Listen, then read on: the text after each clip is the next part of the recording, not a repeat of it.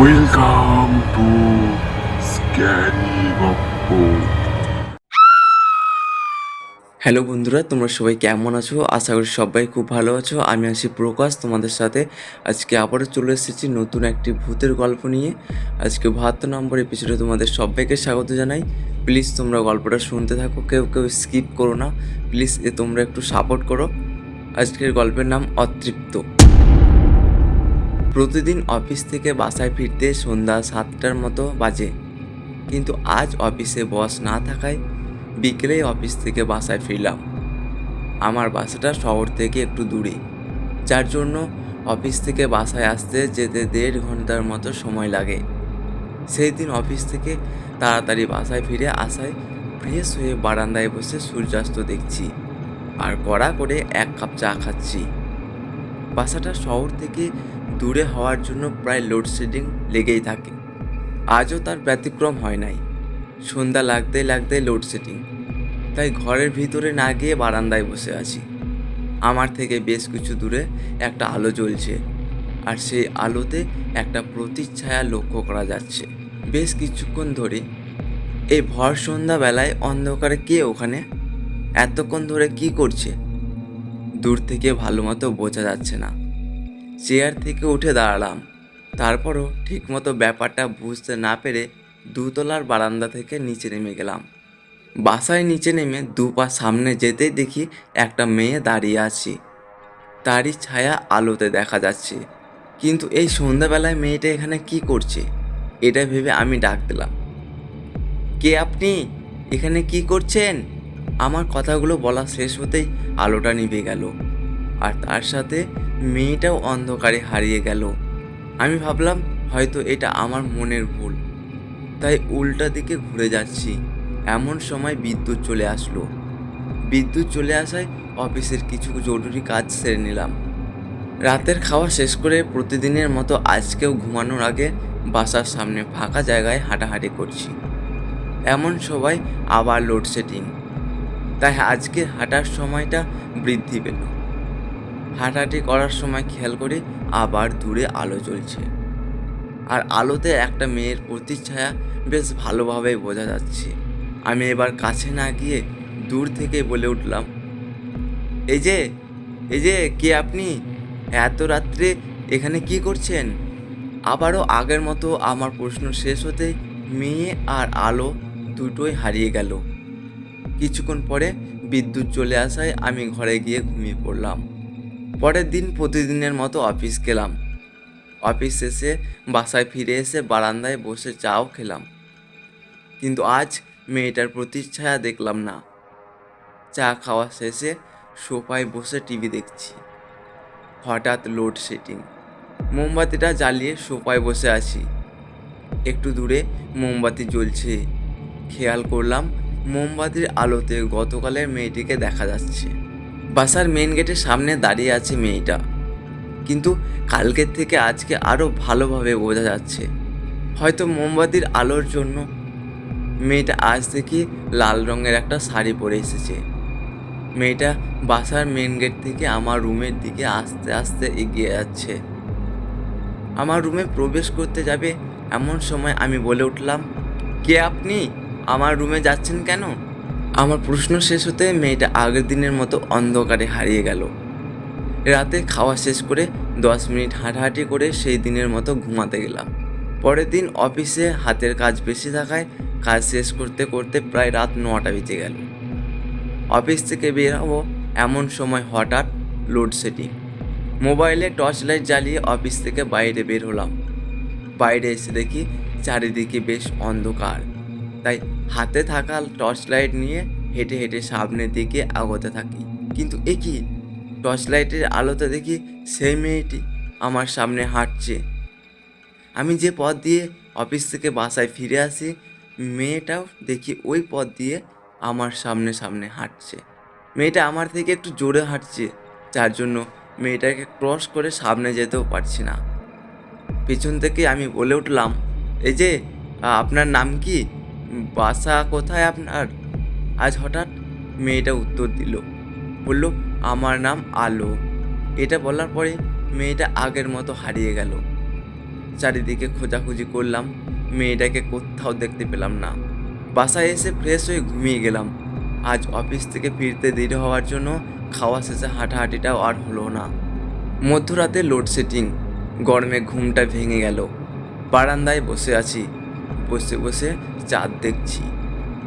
এমন সময় হঠাৎ নূপুরের শব্দ কানে আসে। এত রাতে নূপুরের শব্দ আসে কোথা থেকে? পাশে ফিরে তাকাতেই দেখি আমার থেকে কিছু দূরে ওই মেয়েটা। চাঁদের আলোতে মেয়েটাকে বেশ ভালোভাবে দেখা যাচ্ছে, আর মেয়েটা আমার দিকে আস্তে আস্তে এগিয়ে আসছে। মেয়েটা আমার সামনে আসতেই অন্য দিনের মতো হারিয়ে গেল। কিছুক্ষণ পরে বিদ্যুৎ আসায় ঘরে গিয়ে ঘুমাতে চেষ্টা করলাম, কিন্তু ঘুম কিছুতেই আসছে না। মাথার মধ্যে বিভিন্ন প্রশ্ন ঘুরছে। কে হতে পারে মেয়েটা? শুধু লোডশেডিং হলে দেখতে পাই কেন? মেয়েটা কি আমার পরিচিত? আমাকে কিছু বলতে চায় নাকি? এসব প্রশ্নের উত্তর খুঁজতে খুঁজতে কখন যে ঘুমিয়ে গেছি নিজেও জানি না। পরের দিন অফিসে কাজের অবসরে কিছুক্ষণ বসেছিলাম, সেই ফাঁকে ঘুমে চোখটা লেগে গেল। হামিদের ডাকে ঘুম ভাঙলো। আরে ভাই, এভাবে ঘুমালে চলবে? তাও তো এখনো বিয়ে করেন নাই। বিয়ে করলে কি যে হবে? আরে ভাই, বিয়ে না করেই রাতে ঠিকমতো ঘুমাতে পারছি না, আর বিয়ে করলে তো দিন রাতের সব ঘুম হারাম হয়ে যাবে। এখন কথা বাদ দিয়ে এখন স্যারের রুমে যান, স্যার আপনাকে ডাকছেন। স্যার রুমে গিয়ে জানতে পারলাম ওটে আমাদের কোম্পানির কিছু মাল এসেছে, তাই আজকে আমি সহ আরও কিছু জনকে চট্টগ্রাম নিয়ে মালগুলো বুঝে নিতে হবে। স্যারের কথা মতো আমি সহ আরও 4 জন চট্টগ্রাম গেলাম। যেতে বেশ রাত হওয়ায় সেদিন আর পোর্ট না গিয়ে রাতে খাওয়া শেষে হোটেলে রেস্ট নিচ্ছি। ক্লান্ত ভাব থাকার জন্য ঘুমটাও আসলো বেশ তাড়াতাড়ি। দেখি সেই মেয়েটাকে। মেয়েটা আজ হলুদ রঙের শাড়ি পরে আছে, পা থেকে নূপুরের আওয়াজ আসছে। মেয়েটা আমাকে এক ঝলক দেখা দিয়ে রুম থেকে বের হয়ে করিডোর দিয়ে হাঁটতে লাগলো। আমিও মেয়েটার পিছু পিছু বের হয়ে করিডোর দিয়ে হাঁটছি। হাঁটার সময় মেয়েটাকে বলি, আপনি এখানে আসলেন কিভাবে? আমি যেতে পারি সব জায়গাতে, শুধু যেতে পারি না আপনার হৃদয়ে। মানে কি? আপনি এসব কি বলছেন? যে বুঝার ক্ষমতা রাখে সেই বুঝতে পারবে। আপনার কথা কিছুই বুঝলাম না। তাহলে একটু সময় নিন, সব বুঝতে পারবেন। আচ্ছা, সময় না হয় নিলাম, কিন্তু আপনাকে শুধু রাত্রে লোডশেডিং হলে দেখা যায় কেন? সারাদিন কোথায় থাকেন আপনি? আমার নাম যে আলো, তাই লোডশেডিং হলেই আমাকে দেখা যায়। মেয়েটার কথা শেষ না হতেই অ্যালার্মের শব্দে ঘুম ভেঙে গেল। তার মানে আমি এতক্ষণ স্বপ্ন দেখলাম। মেয়েটা তাহলে এখানে আসে নাই। শুনেছি ভোরবেলায় মানুষ যেটা স্বপ্নে দেখে সেটা নাকি সত্যি হয়, আবার মানুষ যেটা নিয়ে বেশি ভাবে সেটা নাকি স্বপ্নে দেখে। তাহলে কি মেয়েটাকে নিয়ে বেশি ভাবছি নাকি আমি? ফ্রেশ হয়ে পোর্টের দিকে গেলাম। সারাদিন কাজকর্মের চাপ একটু বেশি ছিল, একদিনে সব কাজ শেষ হলো না। সারাদিন কাজকর্ম করে রাত্রে রুমে এসে ফ্রেশ হয়ে ঘুমানোর প্রস্তুতি নিলাম, আর মেয়েটার কথা ভাবতে থাকলাম। ভাবতে ভাবতে কখন যে ঘুমিয়ে গেছি আমি নিজেও জানি না। হঠাৎ দেখি সেই মেয়েটি আজও শাড়ি পরে এসেছে, কিন্তু নূপুর পরে আসে নাই। অন্য দিনের মতো নূপুরের আওয়াজ পাওয়া যাচ্ছে না। আজও গত দিনের মতো মেয়েটার পিছু পিছু গিয়ে রুম থেকে বের হয়ে করিডোর দিয়ে হাঁটছি। করিডোরের শেষ মাথায় বারান্দায় গিয়ে মেয়েটা থামলো। মেয়েটা আকাশের দিকে তাকিয়ে আছে। আমি মেয়েটার পিছনে দাঁড়িয়ে। আচ্ছা, আপনাকে সব সময় দেখতে পাই না কেন? আমাকে সব সময় দেখবেন কি করে? আমাকে বেশি দেখা স্বাস্থ্যের জন্য ক্ষতিকর। মানে আমি আপনার কথা কিছুই বুঝছি না। বুঝবেন বুঝবেন, সময় হলে সব বুঝবেন। তা আজ রাত্রে না খেয়ে ঘুমিয়ে গেলেন কেন? আপনি আমার ব্যাপারে জানলেন কিভাবে? আপনজনের দিকে খেয়াল রাখতে হয়। আমি আপনার আপনজন হলাম কিভাবে? আমি তো আপনাকে চিনিই না। আপনি চাইলেই আমাকে আপনজন মানিয়ে নিতে পারবেন। এত বড় রাত না খেয়ে খাটিয়ে দেওয়া ঠিক না। যান, খাবার খেয়ে আসেন। আমি কিছু বলার আগে আবার আগের দিনের মতো অ্যালার্ম শব্দে ঘুমটা আমার ভেঙে গেল। ঘুম থেকে উঠে মেয়েটার ব্যাপারে ভাবতে লাগলাম। মেয়েটা আমার কাছ থেকে কী চায়? আগে তো সামনাসামনি দেখা হতো, তাহলে কি আমি দূরে চলে আসার জন্য মেয়েটাকে এখন স্বপ্নে দেখতে পাচ্ছি? মেয়েটার কথাগুলো এমন কেন? কিছুই ঠিকমতো বুঝতে পারছি না। সারা জীবন একাকী থাকার পর একটা মেয়ে নিচে থেকে এসে আমার সাথে কথা বলছে, তাও আবার স্বপ্নে। তাহলে কি আমার স্বপ্নে প্রেম হচ্ছে? মানুষের তো দেখি বাস্তবে প্রেম হয়, আমার বেলায় দেখি উল্টো। সেদিন অফিসে যাবতীয় কাজকর্ম শেষ করে রাতের দিকে বাসা রওনা দিলাম। একদিকে সারাদিনে কাজকর্মে ক্লান্ত শরীর, আর অন্যদিকে বৃষ্টি হয়ে আবহাওয়া ঠান্ডা থাকার জন্য বাসের সিটে বসার সাথে সাথে ঘুম চলে আসলো। রাত তখন অনেক গভীর। পাশে তাকিয়ে দেখি মেয়েটা আমার পাশের সিটে বসে আছে। কিন্তু এখানে তো নাজমুল ভাই বসেছিল, তিনি কোথায় গেলেন?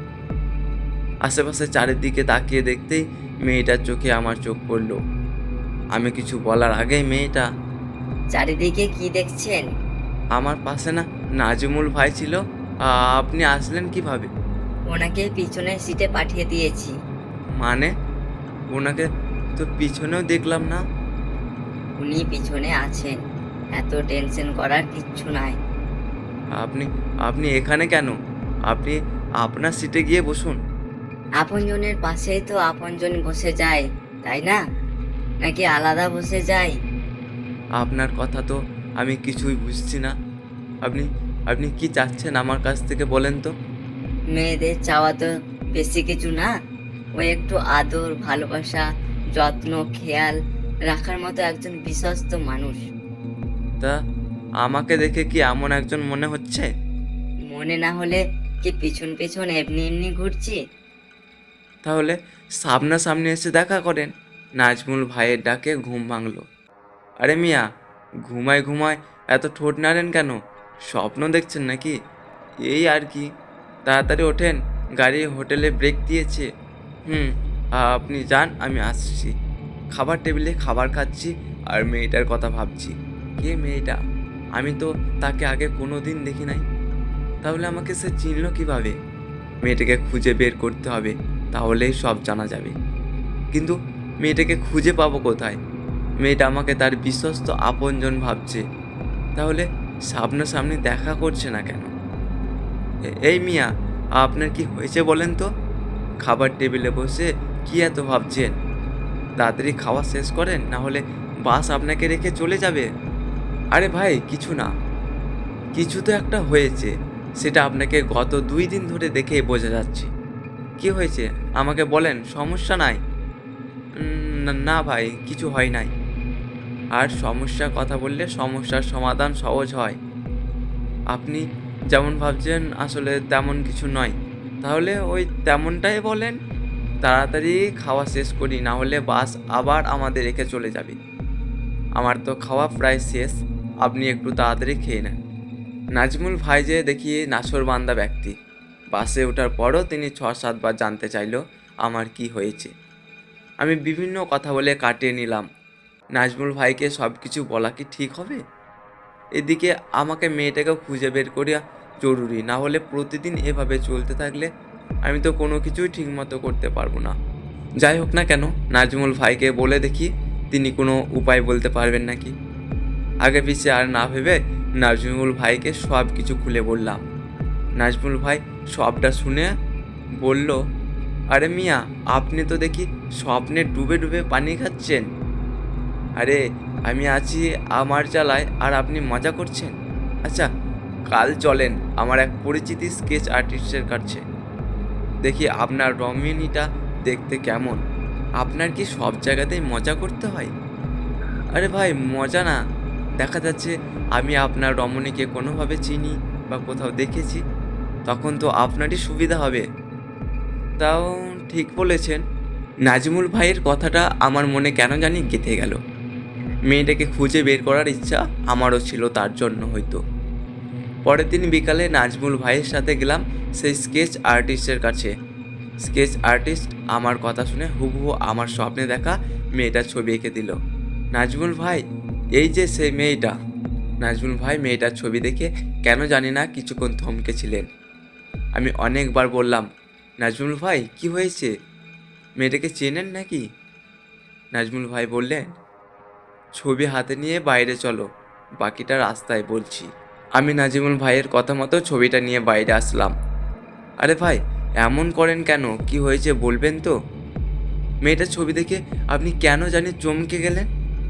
মেয়েটাকে চেনেন নাকি? এক নিঃশ্বাসে সব বলে দিলাম। আমি আসলে যেটা আন্দাজ করছিলাম সেটাই হলো। কি আন্দাজ করেছিলেন বলবেন তো ভাই? একটু থামো, সব বলছি। আমি নাজিমুল ভাইয়ের কথা শুনে থেমে গেলাম, কিন্তু মনের মধ্যে হাজারো প্রশ্ন ঘুরপাক খাচ্ছে। এদিকে নাজমুল ভাই স্থির হয়ে বসে আছেন। একটু পরে নাজমুল ভাই বলেন, তোমার এই অফিসে যোগদানের তো 2 বছর হয়েছে, তাই তুমি এই অফিসের অনেক কিছুই জানো না। তুমি তো জানো আমি এখানে গত 10 বছর ধরে আছি, তাই অনেক কিছুই জানি। আরে ভাইয়ের সাথে মেয়েটার সম্পর্ক কি? সম্পর্ক আছে দেখেই বলছিল। তোমাদের মতো বয়সের ছেলেদের দেখি সহ্য শক্তি একদম কম। একটু ধৈর্য ধরো, সব বলছি। আচ্ছা ভাই, আপনি বলেন।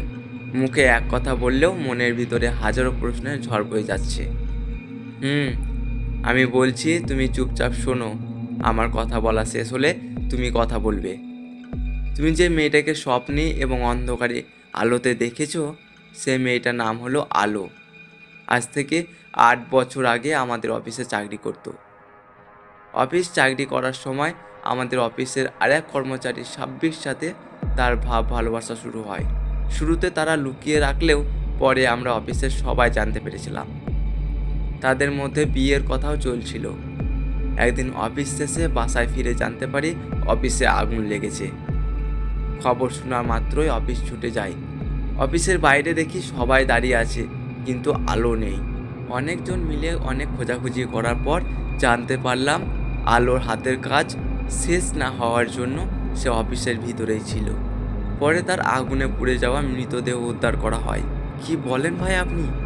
এই মেয়েটার সাথে তো আমারও স্বপ্ন বাদেও কিছুদিন আগে বাসায় দেখা হয়েছে, কিন্তু লোডশেডিংয়ের জন্য চেহারাটা ঠিকমতো বোঝা যায়নি।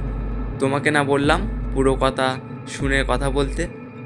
আচ্ছা, আপনি বলেন। আগুন লাগার কারণ অনুসন্ধান করে জানতে পারি আমাদের অফিসে অনেক কষ্ট করে একটা বড় প্রজেক্ট পেয়েছিল। সেটা দায়িত্ব ছিল আলো আর সাব্বির জন্য কোম্পানির লোকের সাথে হাত মিলিয়ে অফিসে আগুন ধরিয়ে দেয়। আর এইদিকে অফিসের ভিতরে আলো ছিল। এটা হয়তো সাব্বির জানতো না। জানলে হয়তো তখন আগুনটা লাগাতো না, আবার লাগাতেও পারতো। কারণ আমাদের কোম্পানিতে আগুন লাগানোর কিছুদিন সাব্বিরকে ওই কোম্পানির ম্যানেজার বানানো হয়। আর সেই কোম্পানির চেয়ারম্যানের মেয়ের সাথে সাব্বির বিয়ে হয়। আর মেয়েটা মারা যাওয়াতে সাব্বিরের যে কোনো কষ্ট লাগে নাই, সেটা তার চেহারায় সেই দিন ভালো মতোই লক্ষ্য করা গেছে। আলো তোমার সাথে শুধু এমন করছে তাই না, অফিসের আরও লোককে আলো এমনভাবে স্বপ্নে কিংবা অন্ধকারে দেখা দিয়েছে। কিন্তু কেন করে তা আমরা এখনও জানতে পারি নাই। তবে একটা বিষয় খেয়াল করে দেখেছি যে আলো শুধু অফিসের অবিবাহিতদের সাথে এমন করছে। হয়তো সে আবার এই অফিসের কোনো অবিবাহিত সাথে আগের মতো ভাব ভালোবাসা করতে চায়, যার জন্য হয়তো অবিবাহিত সবাইকে অন্ধকারে স্বপ্নে দেখা দেয়। কি বললেন নাজমুল ভাই এসব? এ থেকে মুক্তি পাওয়ার উপায় কি? এর থেকে মুক্তি পাওয়ার উপায় একটাই, তাড়াতাড়ি বিয়ে করা, না হলে এমনই হতে থাকবে। কি বলেন ভাই?